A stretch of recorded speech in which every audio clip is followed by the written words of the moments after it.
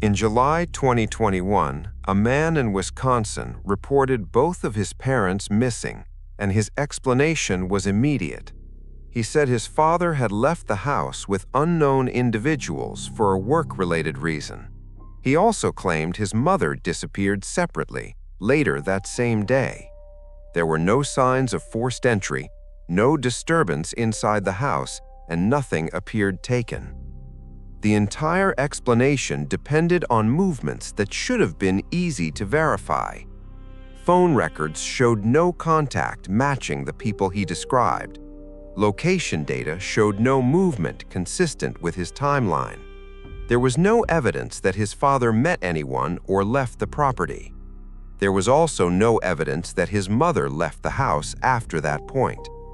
Each part of his story failed when checked against verifiable data.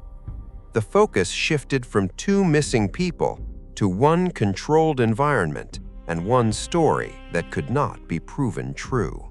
That explanation came from a system that had already been in place long before his parents were reported missing.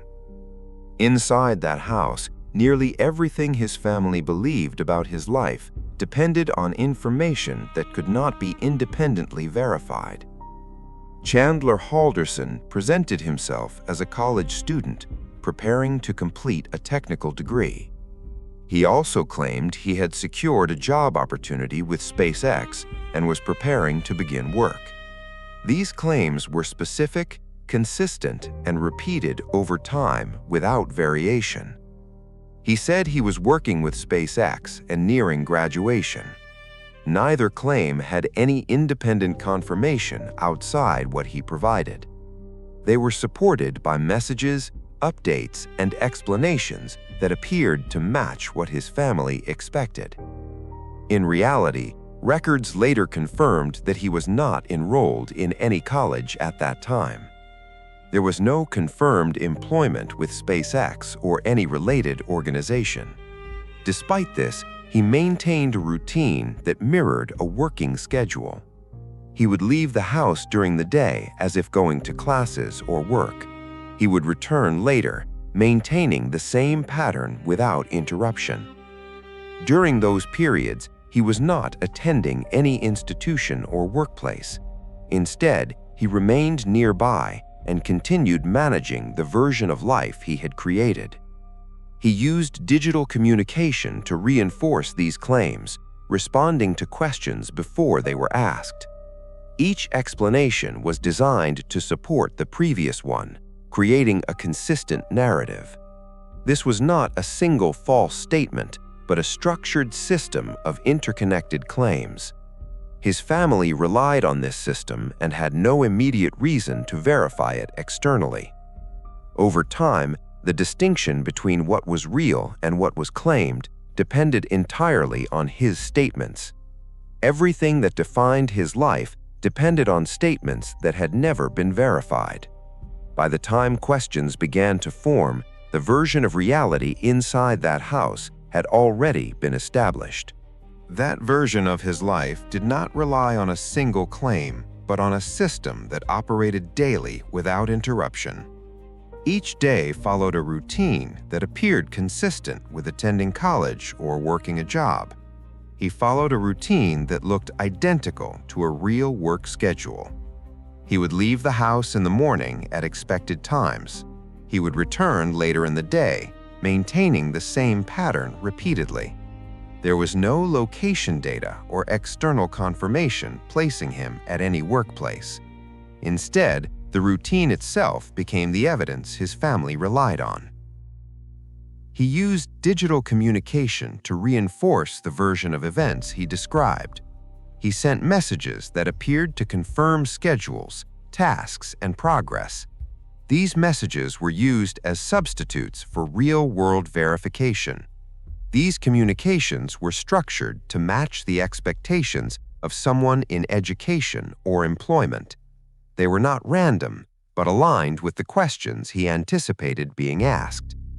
When asked about his progress, he provided specific updates that appeared credible.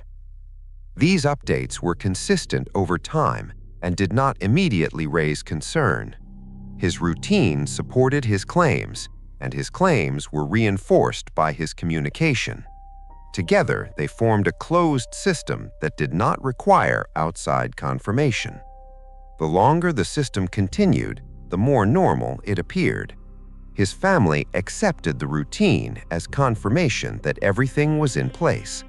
There was no immediate reason to independently verify what was being presented. That system remained stable only as long as no one attempted to verify it externally. By this stage, the difference between actual events and reported events was no longer visible inside the house. What existed was not a single false statement, but a maintained structure that functioned as a replacement for reality. That system remained intact until specific inconsistencies began to appear in his day-to-day explanations. His father noticed that expected outcomes were not aligning with the claims being made. There was no confirmed graduation, despite repeated statements that completion was near. There was also no verifiable start date for the job he had described. There was no evidence of income or salary, despite claims of employment. No deposits or financial activity matched the job that had been described. These gaps were not based on suspicion alone, but on missing outcomes that should have occurred. This absence of confirmation became the trigger for independent verification. His father began by contacting the college he was said to be attending. The response confirmed that there was no active enrollment under his name. This directly contradicted the academic claims that had been consistently presented. He then moved to verify the employment claim with the company that had been referenced. There was no record of any hiring process or position matching the description. At that point, multiple core elements of the narrative had been independently disproven. These were not minor inconsistencies, but direct contradictions of foundational claims. The system that had been maintained internally was no longer supported by external evidence. This shifted the situation from uncertainty to confirmed false information. The questions inside the house changed from progress to accuracy. Each explanation now had to account for verified contradictions. There was no longer a way to maintain the original version without further fabrication. Investigators later identified this stage as the point of no return.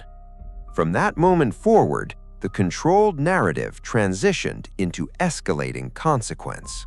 At that point, the situation inside the house had moved beyond routine explanation and into direct inquiry based on verified facts.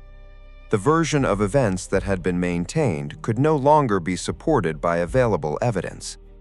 There is no confirmed record of a specific argument or confrontation, but investigators determined that what followed occurred within that same period of increased pressure. At the time the report was made, neither of his parents were found inside the house.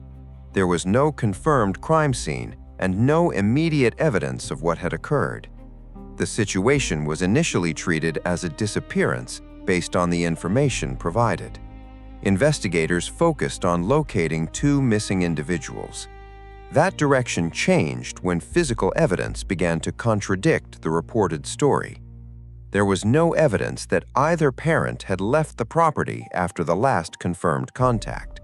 This shifted the investigation toward what had occurred inside the house. At the time of the incident, Chandler Halderson was present inside the home. There was no evidence of any other individual being present. Forensic analysis later confirmed that a firearm had been used. Investigators reconstructed that his father was shot first inside the house. His mother returned home later and was also killed in the same property. These conclusions were based on forensic evidence, not a full confession. Following the killings, there was no immediate report to authorities. Instead, actions were taken to remove and conceal evidence. The bodies were dismembered and transported away from the house. They were disposed of in separate locations connected to his movements. The case remained a missing persons investigation until remains were discovered.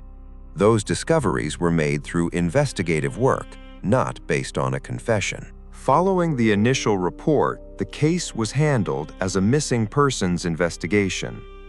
Search efforts focused on locating any movement consistent with the story that had been provided.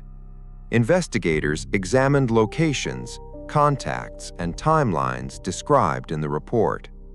None of those elements produced any confirmed leads. There was no evidence that his father had met anyone or traveled as claimed. There was no evidence that her mother had left the property after her last confirmed contact. As the search continued, attention shifted toward areas connected to Chandler Halderson. Investigators began examining locations where he had been present during the relevant time period. That shift led to the first major breakthrough. Human remains were discovered on a rural property near Cottage Grove, Wisconsin. The remains were later identified as belonging to his father. This discovery directly contradicted the reported disappearance narrative. The case immediately shifted from missing persons to confirmed homicide. Investigators expanded the search to additional locations linked to his movements. Further remains were later discovered in a separate rural area near the Wisconsin River. Those remains were identified belonging to her mother. Both discoveries were made through investigative work, not based on a full confession.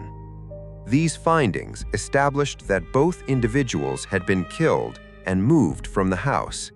The locations of the disposal sites became critical evidence in reconstructing the timeline. The separation of disposal sites indicated deliberate movement after the incident. At this stage, the reported story could no longer be aligned with any verified evidence. The investigation was no longer focused on locating missing individuals. It was now focused on proving the sequence of events and the actions taken afterward. After the recovery of the remains, the investigation moved from discovery to proof. Investigators began connecting physical evidence, digital records, and location data into a single timeline. Phone records showed Chandler Halderson's movements during the period between the killings and the report. Those movements aligned with the locations where the remains were later discovered. This connection directly linked him to the disposal sites.